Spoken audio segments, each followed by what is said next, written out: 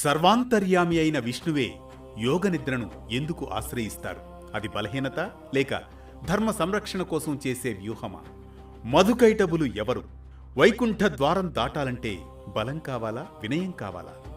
ఇది కేవలం యుద్ధ కథ కాదు. శక్తి, మాయా, ధర్మం కలిసి సంధించే ప్రశ్నలకు సమాధానంగా సాగే అనగనగాలోని దివ్యమైన కథనమే. శక్తి పుట్టిన చోటే ప్రశ్న మొదలు, ప్రశ్నతోనే మొదలైన పతనం. మధుకైటబుల సంహారం ద్వారా సమాజానికి వైకుంఠ విష్ణువు సందేశం.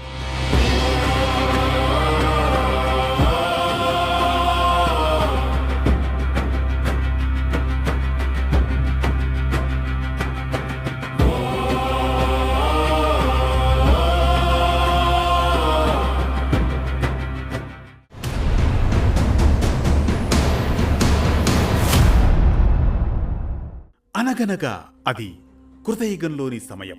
మన పురాణాల ప్రకారం కాలచక్రం తిరుగక ముందు ధర్మమే శ్వాసగా ఉన్న కృతయుగం ఆది దశలో సృష్టి తన మొదటి స్పందనను పొందుతున్న సమయమది. ఆ సమయంలో పాలసముద్రం నిశ్చింతగా ఉన్నది. అలల గానం లేదు, కాలగతి లేదు. అనంతత్వమే ఆ జల స్వభావం. ఆ అనంత పాలసముద్రం మధ్యలో ఆదిశేషుని విశాల ఫణములపై శ్రీ మహావిష్ణువు యోగ నిద్రలో లీనమై ఉన్నారు. అది సాధారణ నిద్ర కాదు. సృష్టిని కాపాడే శక్తులన్నీ అంతర్లీనంగా ఏకమయ్యే మహాయోగ స్థితి. ఆ యోగ నిద్రలోని సృష్టి రహస్యాలు నిశ్శబ్దంగా ఉద్భవిస్తున్నాయి. అటువంటి పవిత్ర నిశ్శబ్దంలోని విష్ణువు కర్ణముల నుండి మధుకైటబులు అనే జీవులు ఆవిర్భవిస్తారు. వారు పుట్టుకతోనే జలాల్లో ఈదులాడుతూ తమ జననానికి కారణం ఏంటా అని ఆశ్చర్యపడిపోతూ ఉంటారు. దిశలు కాలము లేని ఆ అనంత జలరాశిలో మనమెవరం అనే ప్రశ్న తొలిసారిగా వారిలో ప్రతిధ్వనిస్తుంది. అది కేవలం రాక్షసుల జననం కాదు. అది సృష్టిలో మొదలైన తొలి ప్రశ్న. ఆ ప్రశ్నే తరువాత తపస్సుగా మారుతుంది, వరంగా మారింది, అహంకారంగా మారింది, చివరకు ధర్మబోధగా మిగులుతుంది. అలా కృతయుగంలోని సృష్టి తొలి కథల్లో ఒకటిగా మధుకైటబుల గాథ ప్రారంభమవుతుంది. మధు, మన పుట్టుకకు కారణం ఏమిటి? ఈ మహాసముద్రానికి మనకు ఏదో ఆధారం ఉండి తీరాలి కదూ? అవును కైటభ, ఏ ఆధారము లేకుండా సృష్టి ఉండదు. మన జననానికి వెనుక దాగి ఉన్న శక్తి ఏదో ఉందనే అనిపిస్తోంది. అంతలో దివ్యవాణి ఆకాశం నుంచి వినిపిస్తుంది.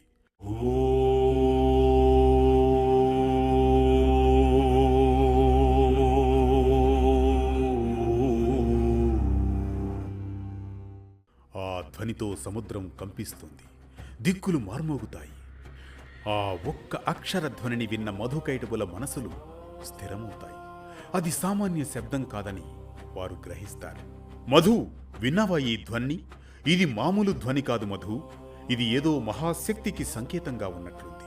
అవును కైటభ, ఇదే మన పుట్టుకకు మూలమైన శక్తి ధ్వని కావాలి. దీన్ని జపిస్తే ఆ శక్తి ప్రసన్నమవుతుందేమో అని సమాధానమిస్తాడు మధు. దీంతో మధుకైటబులు ఆ దివ్య ధ్వనిని, ఓంకారాన్ని మంత్రంగా భావిస్తారు. అనంత జలంలోనే ధ్యానం మొదలు పెడతారు.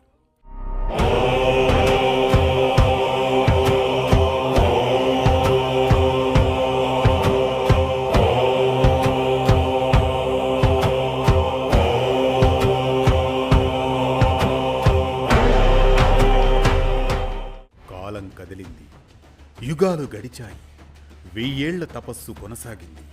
అంతలో ఆకాశంలో ఒక మెరుపు. ఆ మెరుపులో మహాశక్తి తేజస్సు వ్యక్తమైంది. మధు, కైటభ, మీ తపస్సుకు నేను సంతోషించాను. ఏదైనా వరం కోరుకోండి. తల్లి, యుద్ధంలో ఎవ్వరూ మమ్మల్ని జయించలేకుండా ఉండాలి అని కోరుకుంటాడు కైటభుడు. అంతలో మధు కూడా, మాత, కానీ మరణం మన ఇష్టం వచ్చినప్పుడు మాత్రమే రావాలి. అదే సమయంలో మధు కూడా ఆ మాతృమూర్తిని అర్థిస్తాడు. మాత, మరణం మా ఇష్టం వచ్చినప్పుడు మాత్రమే కావాలి. మాకు స్వేచ్ఛా మరణం వరంగా ఇవ్వు తల్లి. అస్తు, మీకు స్వేచ్ఛా మరణం వరంగా ప్రసాదిస్తున్నాను. అలా వర ప్రభావంతో మధుకైటబులు అపార గర్వానికి లోనవుతారు. ఆ గర్వమే వారి వినాశనానికి తొలి అడుగు అవుతుందని వారు గ్రహించలేకపోతారు. తరువాత ఆ మధుకైటబులు జలంలోనే సంచరిస్తూ ఒకచోట బ్రహ్మను చూస్తారు. వెంటనే తమ వర గర్వంతో తమతో యుద్ధానికి రమ్మని పిలుస్తారు. ఇదిగో, నువ్వెవరో మాకు తెలియదు. మమ్ములను శరణువేడు, లేదా మాతో యుద్ధం చెయ్యి. యుద్ధం చెయ్యలేకపోతే నీ పద్మాసనాన్ని విడిచిపెట్టు, ఎక్కడికైనా వెళ్ళిపో అంటారు మధుకైటబులు బ్రహ్మతో. బ్రహ్మ భయపడిపోతాడు. యోగ సమాధిలో ఉన్న విష్ణువుతో, తండ్రి మేలుకో, మీ కర్ణముల నుండి ఆవిర్భవించిన 2 రాక్షసులు నన్ను చంపుతామంటూ వచ్చారు. నన్ను కాపాడు తండ్రి, కాపాడు. ఈ మాటకు విష్ణువు యోగనిద్ర నుండి లేవలేదు. అప్పుడు బ్రహ్మ ఆదిశక్తి అయిన యోగమాయని ప్రార్థన చేశాడు. తల్లి, ఈ రాక్షసుల నుంచి కాపాడడానికి విష్ణువును మేల్కొలు, లేదా నువ్వే నన్ను కాపాడు అని వేడుకుంటాడు బ్రహ్మ. అప్పుడు ఆదిశక్తి విష్ణువును కమ్మిన యోగ నిద్రను ఉపక్రమింపజేస్తుంది. ఆ తర్వాత ఏం జరిగింది తెలుసుకుందాం రేపటి తరువాయి భాగంలో, అనగనగా అంటూ. ఇది శక్తి పుట్టిన చోటే ప్రశ్న మొదలు, ప్రశ్నతోనే మొదలైన పతనం. మధుకైటబుల సంహారం ద్వారా విష్ణువు సందేశం. ఇప్పటి వరకు సాగిన కథనం మనకిచ్చే సామాజిక సందేశం ఒక్కటే: ప్రశ్నతో మొదలైన ప్రయాణం వినయంతో సాగితే జ్ఞానంగా మారుతుందని. అదే ప్రశ్న అహంకారంతో కలిస్తే అది ఎప్పటికైనా వినాశనానికే దారితీస్తుందని. మధుకైటబులు తపస్సుతో శక్తిని సంపాదిస్తారు, కానీ ఆ శక్తిని నియంత్రించే వివేకాన్ని కోల్పోతారు. సమాజంలోనూ ఇదే సత్యం. హోదా, ధనం, వరాలు గొప్పవి కావు. వాటిని నడిపించే సంయమనం, వినయం, ధర్మమే నిజమైన గొప్పతనమని. అహంకారం నిదురలేస్తే వినాశనం దగ్గర పడుతుందని, వినయం మేల్కొంటే ధర్మమే రక్షణగా నిలుస్తుందని. ప్రతినిత్యం ఓ పురాణ కథనం, సూటిగా, స్ఫూర్తిమంతంగా, సామాజిక సందేశంగా, ధర్మం చెప్పే కథల సవ్వడి, జ్ఞానం చెలరేగే కథన వరవడి. అనగనగా అంటూ మళ్లీ రేపు పలకరిస్తుంది ఆరుబయట వెన్నెల్లో జోకొట్టే కథల్లా వేటు న్యూస్.